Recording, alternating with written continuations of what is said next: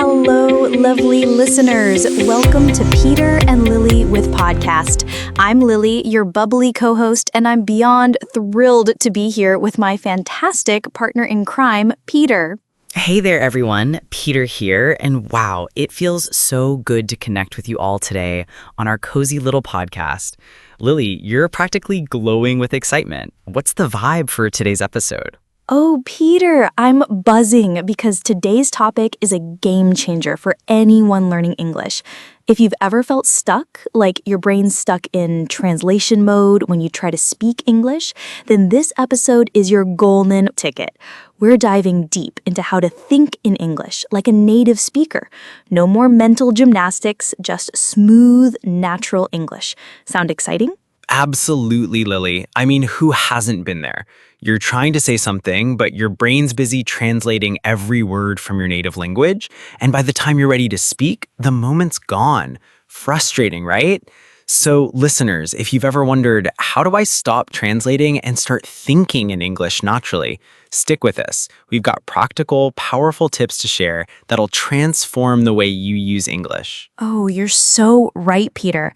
And let's make it fun. Today, we're going to walk you through why thinking in English is a total game changer, the mistakes that might be holding you back, and, most importantly, simple, actionable steps to train your brain to think in English. By the end of this episode, you'll feel inspired and ready to make English a part of your everyday thoughts. Ready to dive in? Born ready, Lily. Let's kick things off with the big question.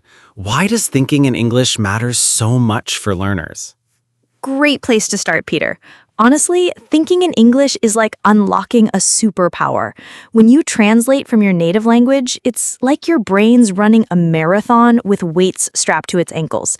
You're slow, you stumble, and sometimes the words just don't come out right.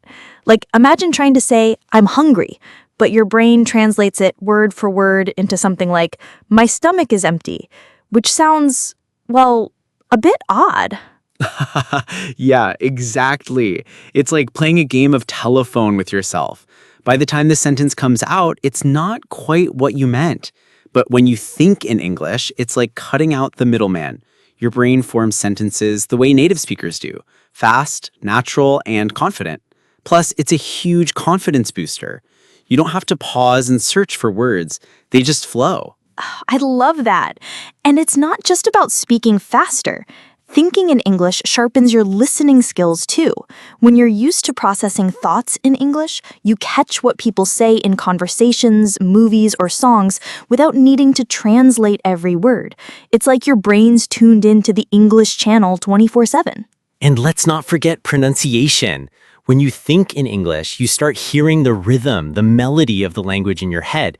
It's like an internal karaoke session, helping you sound clearer and more natural when you speak.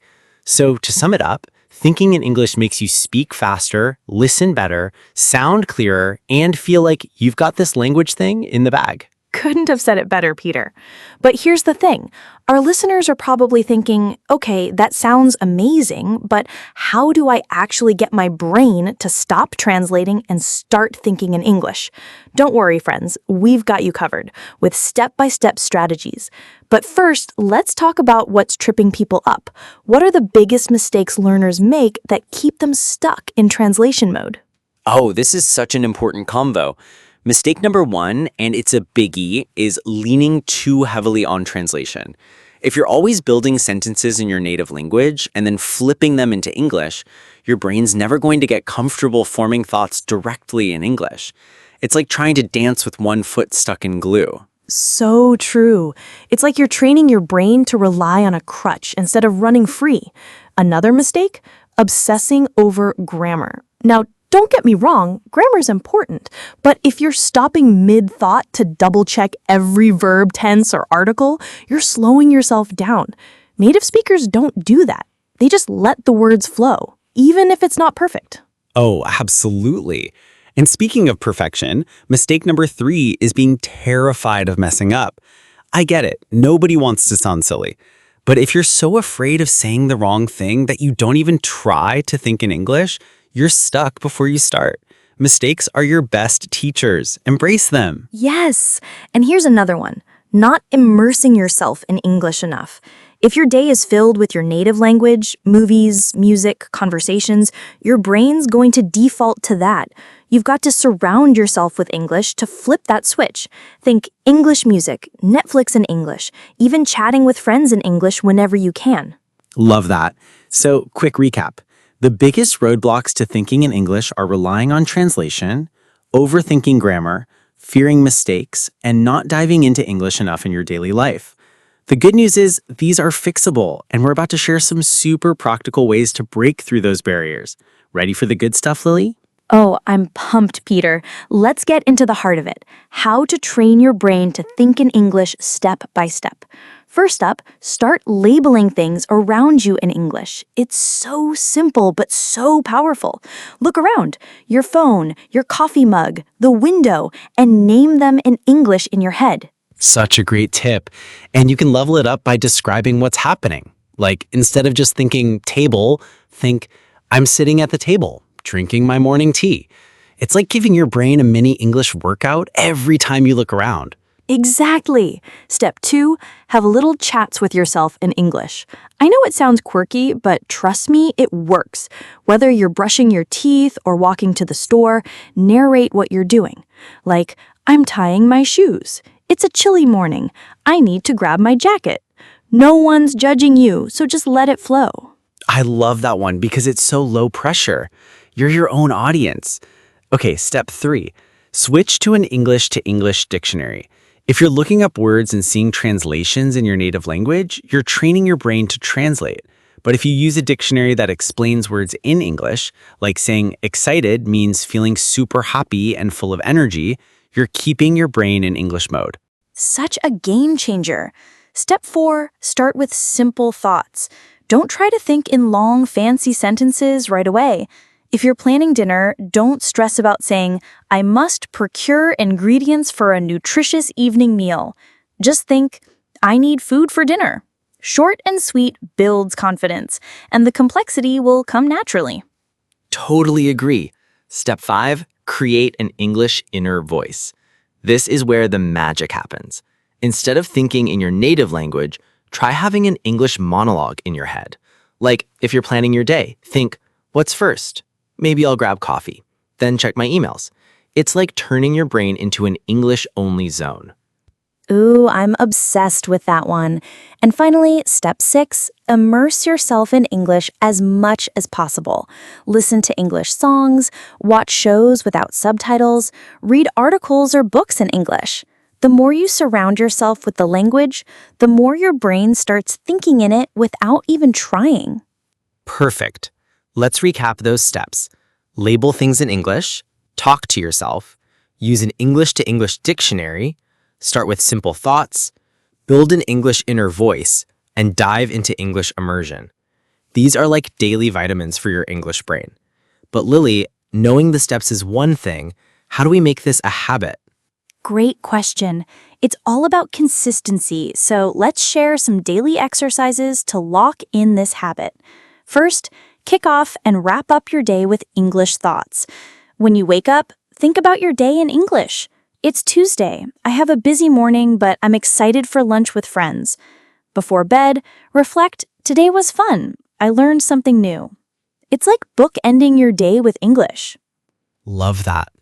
Next, try a no translation zone for at least 20 minutes a day. Challenge yourself to think only in English, even if it's messy. Maybe you're thinking, I go store, buy apples. It's not perfect, but it's progress. The more you do it, the smoother it gets. Yes. Another exercise, narrate your actions out loud for a few minutes daily. Like, while you're cooking, say, I'm chopping vegetables. This soup's going to be delicious. It's fun, and it makes English feel like part of your life. And don't skip this one. Use English during routine activities. Whether you're driving, jogging, or folding laundry, describe what's happening in English. Like, the sun's setting. The road's quiet.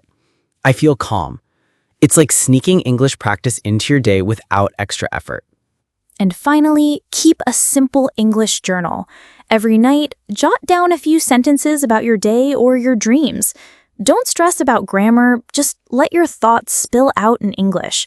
It's a great way to see how far you've come over time. Awesome. So, daily habits. Start and end your day in English. Set a no translation zone. Narrate out loud. Think in English during routine tasks. And write in an English journal. These small steps add up to big changes. But Lily, let's be real. There will be challenges. How do we keep learners motivated? Oh, challenges are part of the journey, but we've got solutions.